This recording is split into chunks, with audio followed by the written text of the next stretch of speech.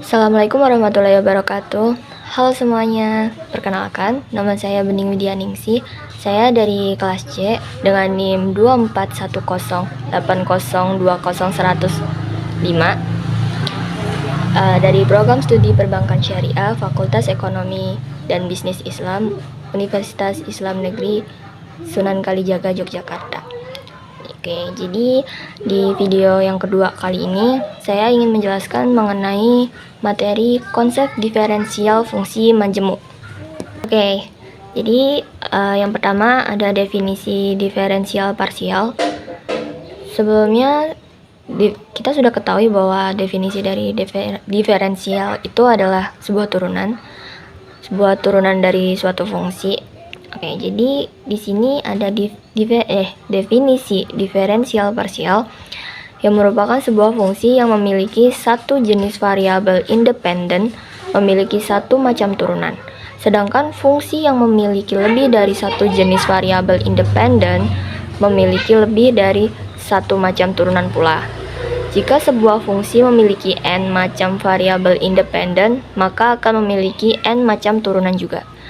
Jadi, jika y sama dengan f buka kurung x, y, z, maka turunan y terhadap x dapat ditulis sebagai berikut. Oke, jadi turunan y terhadap x, maka fx, x, z sama dengan notasi y per notasi x. Begitu pula dengan misalnya turunan y terhadap z, karena turunannya nggak cuman satu, turunannya satu, tapi ada dua macam gitu. Jadi di sini ada fz x, z sama dengan notasi y per notasi z. Nah, untuk turunan totalnya ini, oke, ini rumusnya ada dy sama dengan notasi y per notasi x dx ditambah notasi y per notasi z dz. Nah, selanjutnya, jika P sama dengan F, isinya ada Q, R, S, maka turunan P terhadap Q dapat diurai sebagai berikut. Jadi, FQ, Q, R, S sama dengan DP per DQ. Sementara untuk turunan P terhadap R, maka FR terhadap Q, R, S, maka DP per DR. Dan untuk turunan P terhadap S, maka Fs, X, RS, QRS, maka DP per DS. Namun, untuk turunan totalnya, maka dijumlahkan semua. Jadi, DP sama dengan DP per DQ, ditambah DP per DR, ditambah DP per DS kali DS. Contohnya, tentukan turunan y terhadap x dan terhadap z dari fungsi berikut.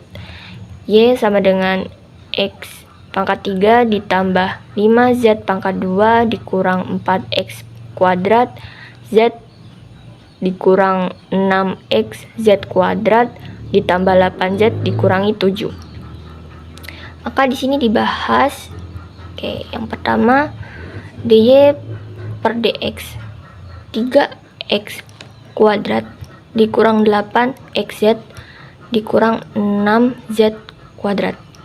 Dapat 3x kuadrat dari mana? Yaitu turunan dari x pangkat 3.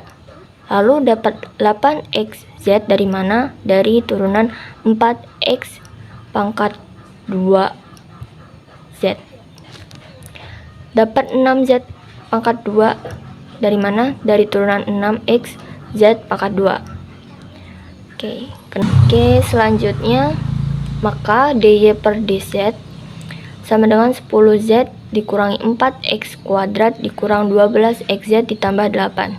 Kita cari, hasilnya adalah dy sama dengan 3x kuadrat dikurang 8xz dikurang 6z kuadrat dx ditambah 10z dikurang 4x kuadrat dikurang 12xz ditambah 8 dz. Di sini ada derivatif dari derivatif, di mana hasil turunan parsial suatu fungsi dapat diturunkan kembali secara parsial tergantung pada derajat variabel independennya. Di mana dalam contoh sebelumnya dy per dx maupun dy per dz masih dapat diturunkan secara parsial lagi, baik terhadap x maupun yang terhadap z.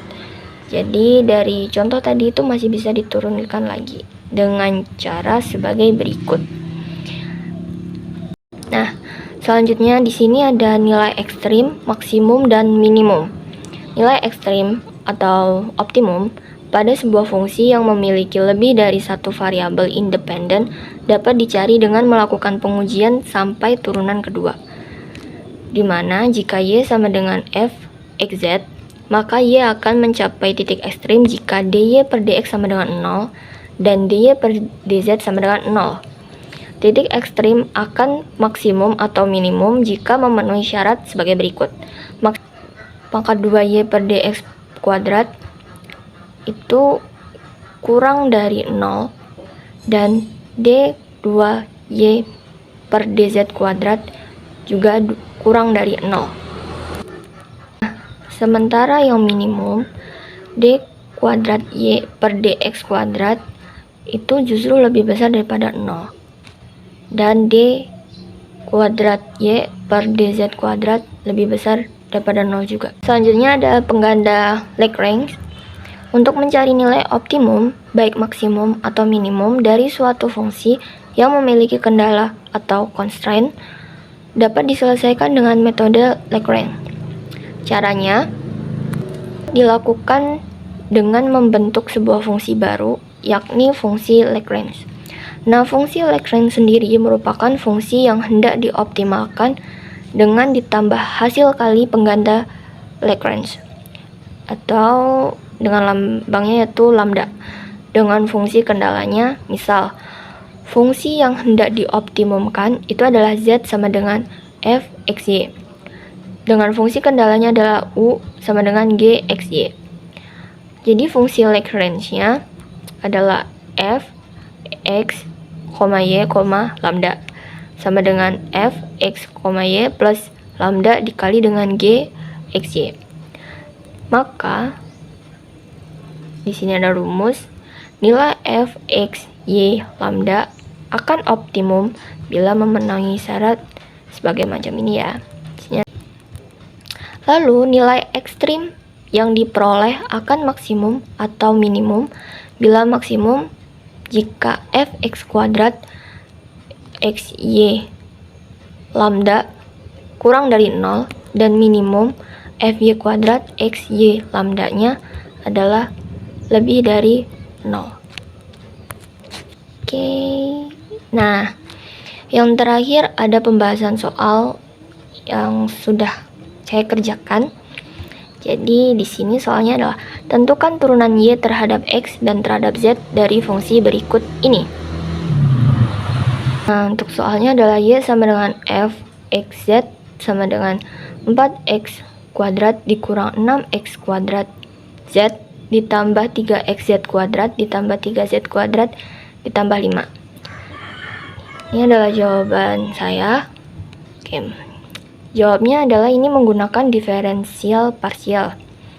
Maka hasilnya adalah jadi y sama dengan 4x kuadrat dikurang 6x kuadrat z ditambah 3xz kuadrat ditambah 3z kuadrat ditambah 5. Maka dy per dx sama dengan 8x ditambah 12xz ditambah 3z kuadrat. Y per dx ini adalah turunan terhadap x. Maka 8x ini didapat dari 4x kuadrat. Jadi jika diturunkan, maka 2 dikali 4 adalah 8. 2 dikurangi 1, pangkatnya kan tinggal 1, maka hasilnya 8x. Dikurang 12xz. Nah, xz ini yang diturunkannya kan adalah yang x. Ya, maka 2 dikali 6, pangkatnya ini dikali 6, hasilnya 12. 2 dikurangi 1, 1, x-nya tetap. Maka hasilnya 12. 12xz. Ditambah 3z kuadrat. Nah, 3z kuadratnya ini x-nya hilang karena diturunkan. Oke. Selanjutnya untuk dy per dz didapat dari turunan. Oke, bentar. Hasilnya adalah 6x kuadrat ditambah 6xz ditambah 6z. Itu hasilnya didapat dari ini min 0 6x kuadrat Z. Karena ini adalah terhadap Z, Z-nya hilang, maka hasilnya 6x kuadrat. Lalu dapat 6xz ini dari mana? 6xz ini dapat dari ini, 3xz kuadrat. Karena yang diturunkan adalah yang Z, maka 2 dikali 3 hasilnya 6xz. 2 dikurangi 1, pangkatnya ini tadi, 2 dikurangi 1, kan jadi cuma tinggal 1, maka cukup ditulis Z saja di sini. Lalu di sini tinggal 6z, dari mana? Dari 3z kuadrat. Nah, 2 dikali 3 hasilnya 6. Z-nya ini pangkatnya kan tadi awalnya 2. 2 dikurangi 1, pangkatnya tinggal 1. Tidak usah ditulis, makanya 6Z. Begitu. So, ya, selanjutnya adalah dy sama dengan dy per dz dx ditambah dy per dz kali dz. Nah, karena sudah diketahui ini tadi dy per dx nya berapa, dy per dz nya berapa, udah diketahui turunannya, maka kita masukkan dalam rumus yang tadi. Dy sama dengan, kita masukkan yang dy dx nya, kita masukkan 8x dikurangi 12xz ditambah 3z kuadrat dx, ditambah yang dy per dz nya kita masukkan ke sini, jadi min 6x kuadrat ditambah 6x Z ditambah 6Z dz. Selesai. Oke. So, cukup sekian penjelasan materi dari saya. Semoga bermanfaat untuk kita semua. Kurang lebihnya saya mohon maaf. Wassalamualaikum warahmatullahi wabarakatuh. Terima kasih.